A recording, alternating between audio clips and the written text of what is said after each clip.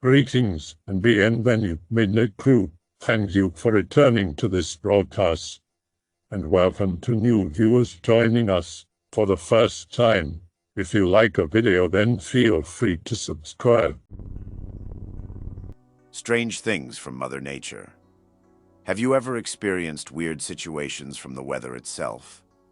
Anything from dangerous tornadoes, hurricanes and sandstorms, and crazy thunderstorms. Maybe you see strange shadows and other things during bad weather as well. Mother Nature can be strange too, and I want to share with you all an example. I don't frequent 4chan, so I won't be doing any green text. I'd probably suck at it, so I apologize for that. I also don't go to 4chan, but I always hear stories coming from this place, so I figured I'd come here to share mine. I was around 9 or 10 years old at this time. It was mid-fall, and I was at school. The weather wasn't particularly windy, but there were a few small breezes occasionally. It's a recess, and I was playing with two kids I became friends with after a month of being in this school. We were playing on a tether ball, and there was a few fall leaves all over the place. Wind suddenly started to pick up out of nowhere, but we haven't really paid much attention to it, and kept playing. Suddenly, both kids stopped and stared at my feet in utter shock, confused. I also looked down. A whirlwind was circling me. I stared for a good 5 seconds, but the winds kept spinning around me, becoming more spooked. I decided to jump out of it, not feeling any wind as I do. And it continues to follow me for a few seconds longer, and suddenly it stops after recess. And bell rang. After that, the kids I was hanging out with started changing their attitude towards me. They started to hang out with me less and less, telling me to go away because I caused bad luck. As an adult now, I never really figured out the connection between what happened to me and those friends treating me differently after what happened. And I'm pretty certain it isn't normal for a whirlwind to circle around you and chase you. Whatever the case, to this day, I cannot explain it. Maybe it was a ghost, or maybe Mother Nature itself decided to curse me. Who knows? But maybe X can enlighten me. I am going to share an experience that I had 5 years ago. Forgive the amateur writing, I wrote this shortly after. Feel free to share your similar experiences or ask questions about mine. I'll be happy to answer. Pick related, it is where I had this experience. The Yukon Territory in the far northwestern corner of Canada is a place that seems to transcend time. It is a place where you can feel ancient spirits, see the crumbled ruins of settlements that were used no more than 100 years ago, but also feats of modern engineering that are now taking a turn in battling the elements. The Yukon is visited by many, but a home to few. The total population is about 35,000 people, most of which live in the capital city, Whitehorse. The rest of the land is ruled by nature. The forests are vast, the rivers are swift and fed by massive glaciers, and the mountains are the tallest in Canada. Animal life is abundant. Grizzly and black bears are a daily sight, as are moose, deer, and even wood bison. My experience in this land was most recently spent crossing it by bicycle in the summer of 2010. I carried what I needed and slept outside. I met many interesting people who had come here for many reasons, but most were on holiday on the famous Alaska Highway. It is the only paved highway to cross the territory after all. My experience in this place began with a ride along the Liard River after many days spent at some hot springs. My previous week had been particularly hellish, so it was an ideal way to kill some time and gather my senses. I had planned on leaving British Columbia behind for good, but it was not to be. The highway crosses back and forth the provincial border several times before British Columbia is finally out of the way. I spent a considerable amount of time cursing the engineers who built the road in this manner, but I always came to the conclusion that there was surely a good reason they came this way. The natural scenery was less than stunning in this particular area, but there was a herd of wood bison that spent time along the road.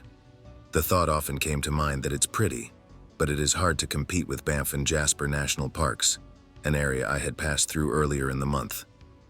When I came to the first major town, Watson Lake, I had decided that it would be a good place to stop for the day. The boreal forests were still the major feature of the landscape, but the part that stood out the most was the absence of settlement. There were several places that had gone by the wayside that were in different stages of deterioration, some almost fully reclaimed by the forest. There were many mining camps that could be seen by the road that were completely ruined. Even proper towns like Watson Lake appeared to be in danger of being taken over by the spruces and fast-growing birches. There was always plenty of time for contemplation. In the far northern summer, the sun never sets. The next portion of my route took me into some low-lying mountains that constituted the Continental Divide. They appeared like they should be at quite an elevation since they had a very low tree line, but it was their latitude that gave them this look. In this area, I began to feel as if there was something present in the landscape. It was only a slight feeling, a hint of what was to come. I made quick progress to Whitehorse with the help of some Germans in a small RV. Whitehorse is a very modern city, if you can call it a city. With a population of only 20,000, they have the amenities any larger city would have. Perhaps my perception of what constitutes all the amenities had been skewed by my week spent living outside, but it was a welcome change. This city had been the site of arrival for many men in the 1800s who came seeking their fortunes, in the Klondike goldfields to the north, and also served as a shipping port along the Yukon River. It is now the center of civilization in this subarctic land. It is home to the provincial government, colleges, museums, and jobs. I took this all in and reveled in the modernity. Not only was fresh coffee available, but there was a selection of coffee shops for me to choose from. There was also internet, chairs, beer, a proper kitchen to cook in, and even a bed to be found in Whitehorse. I considered staying for a few days, but moved on after 2. After leaving Whitehorse, I was met with beautiful weather and equally beautiful scenery. I was finally getting back into the mountains, my favorite landscape. Despite being swarmed by gnats and flies near the river, my level of determination and enjoyment had never been so high. I realized I had traveled well over 3,000 miles so far, and that less than 800 miles lay ahead. My journey was drawing to a close, and this excited me. Living outside is tiring, especially when the sun never sets. Time came for lunch, and my water reserves had run low, so I asked some people who had also stopped for lunch if they had any extra water I could have. They offered me water and also a ride to Anchorage, my final destination. This was extremely tempting. Had they asked me a week earlier when I had been battered by a week of wind, rain, snow, and extensive mechanical issues, I would have gladly accepted. They, however, found me on a day of perfection. The sun was shining, the wind was minimal, and the scenery had finally changed away from the seemingly endless and insect-filled forest to some wonderful mountains. I declined their offer and went on my way. This was one of the best decisions to be made on the entire trip. What came next was unlike anything else experienced in my life. The road from Whitehorse had led up a slowly rising valley to a high plain of shrubs and fireweed, lined by rounded mountains that were still capped by snow. It was in this place that my earlier encounters with some sort of presence were to become much more intense and clear. The feeling itself was not like what one might think a ghostly encounter entails. This was quite the opposite. Nothing in particular happened. No animals spoke to me, and I was under no influences. So don't let your imagination run away with you. It was as if I had entered a land of my ancestors, and their gods had come to welcome me back. It seemed like my journey was appreciated. My strength and perseverance in the many faces of adversity were welcomed in their halls. It was encouraging to feel like there was this great power behind me, something to count on when my next challenge would inevitably come. I could not pin what exactly it was. Old spirits of the native people, nature spirits. I even thought it could possibly have been the old gods. Whatever it was, its presence was undeniable. I never felt stronger in my life. Even after coming off a deployment to Iraq, I had not felt closer to being unbeatable. The next day I left for Kluane National Park and Reserve, home to the beautiful Kluane Lake. The lake's waters are a deceptive collection of deep blues and turquoise. You would be led to think that they are tropical, but they are near freezing in actuality. It was this day as I rode, I felt like the gods themselves were with me. I powered up hills with ease, and the mountains seemed to encourage me onwards. When the lake appeared on the horizon, the wind began to blow violently. The wind had been my enemy from day one when I left Stillwater, but that day it became an ally. I had thought that maybe all these feelings I was having were a result of my solitude and daily challenges of riding a bicycle 80+ miles a day. But no matter how much logic I tried to put into it, there was no explanation for it. With my efforts and the help of the wind, I reached Burwash Landing, home to massive pancakes and a resident grizzly bear. This day without hardship would be my last. It had rained overnight and snowed at higher elevations, making my start a cold and wet one.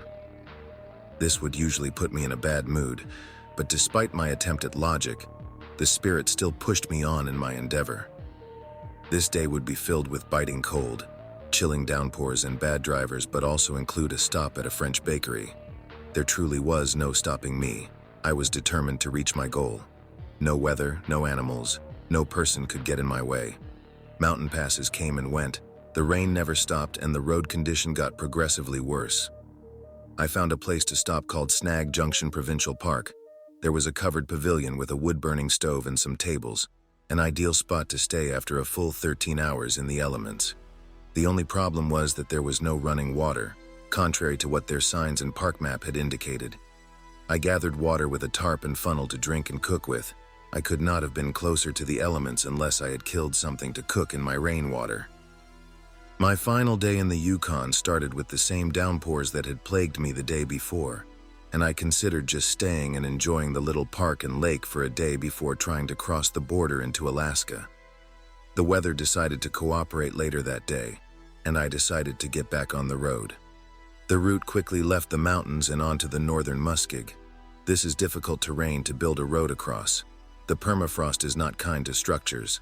I was determined as ever and thankful for the otherworldly help I was still receiving. This day, I would reach Alaska. Although not my ultimate goal, the border was a major milestone in my adventure. When I finally reached the border with Alaska, I was elated.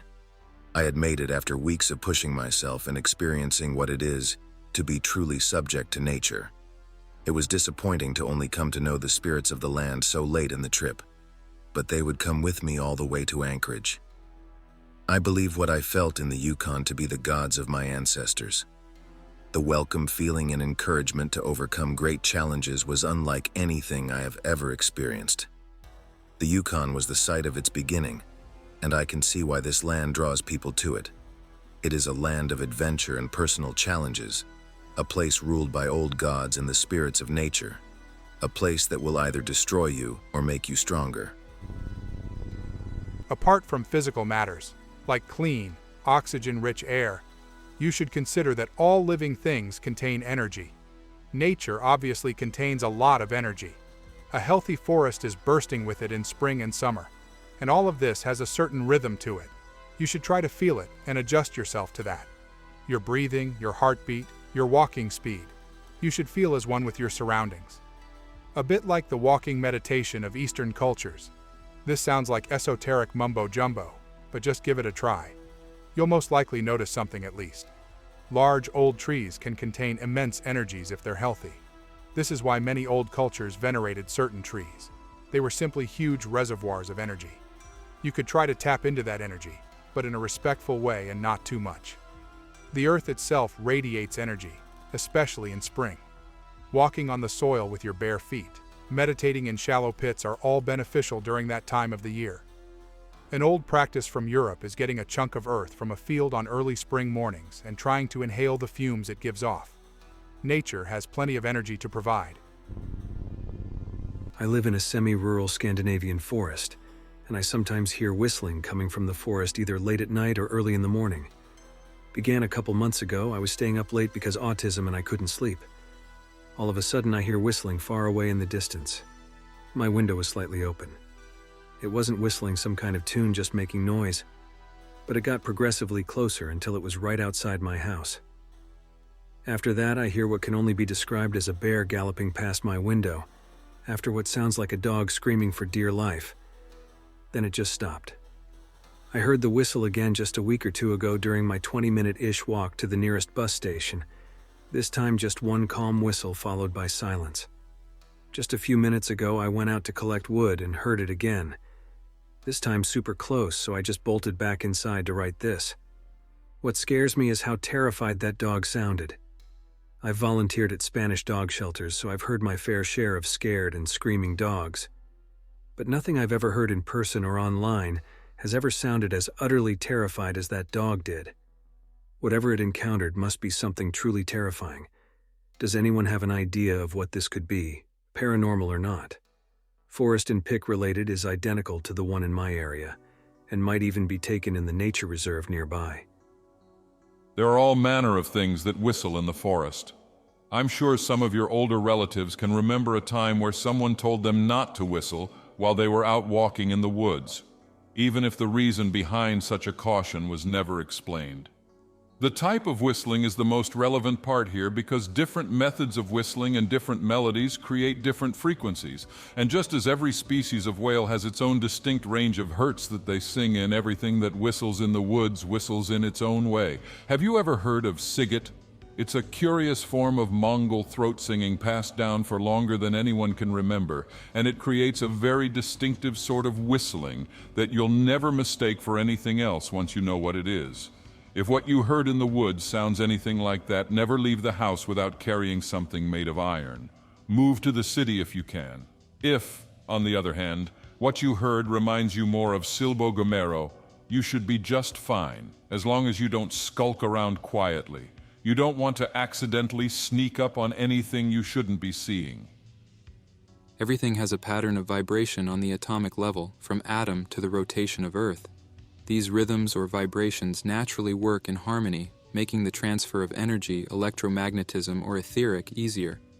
By walking barefoot on nature, you are essentially tuning yourself to the natural state, synchronizing with the heartbeat of Earth itself. Grounding, as it is called by some actually, is a way to release both electromagnetism and etheric energy stored in the body that blocks your natural flow and chakras. This alone aligns your body frequency on vibration to adjust and increase self-healing, aside from the physiological aspect, oxygen, sunlight, and even the colors, smell, sounds. All these benefits are well known in the physical, although not taken seriously because of the pharmaceutical industry. And they also align in the spiritual realm because all these systems are correspondent.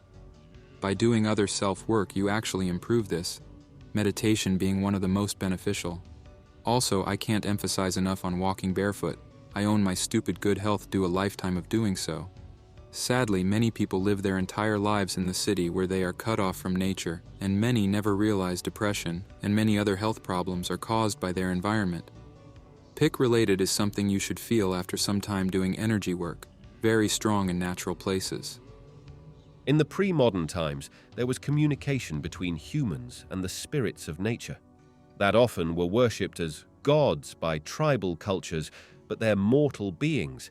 And it even happened that they had children, half-blood people. Some spirits can shapeshift into human form. There is quite a variety of these spirits, big and small, giants and dragons and fairies and elves, etc. The legends of humankind are often related to this relations between humans and them. I hope that you enjoyed tonight's broadcast.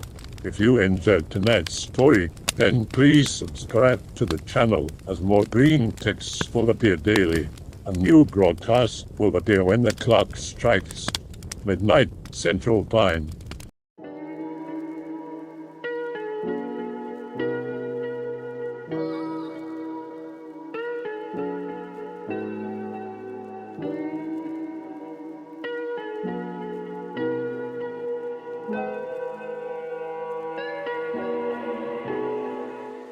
Remember to check out the Odyssey page in the description for a second archive of the channel's videos. There's also a Rumble archive as a backup.